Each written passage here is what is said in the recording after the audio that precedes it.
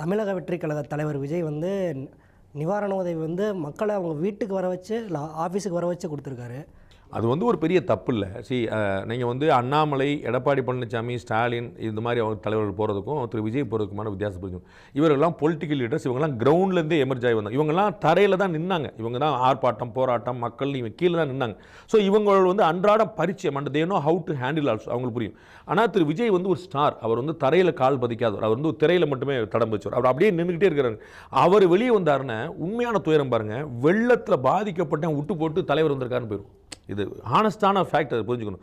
அந்த வெள்ள நிவாரண நிதி பாதிக்கப்படும், வெள்ள நிவாரண பணிகள் பாதிக்கப்படும். காவல்துறை பூரா இங்கே சாதாரண இப்போ அண்ணாமலையோ எடப்பாடி பழனிசாமி ஒரு 500 பேர் நிற்கிறாங்க அப்படின்னா பாதிக்கப்பட்டவங்க நிற்பாங்க, கட்சிக்காரங்க கொஞ்சம் நிற்பாங்க, சப்போர்ட் பண்ண நிற்பாங்க, மாற்று கட்சிக்காரன் கவர்மெண்ட் இப்படி பண்ணிச்சுங்கன்னு சொல்லிருப்பாங்க. ஆனால் விஜய் போனார்னா பார்க்குறதுக்காகவே சும்மா இருக்கிறவங்களாம் போயிடும். அது எந்த வெள்ளத்தால் பாதிக்கப்படாத பெட்டிக்கடை இருந்தவங்களும் பார்க்க வந்துடும்.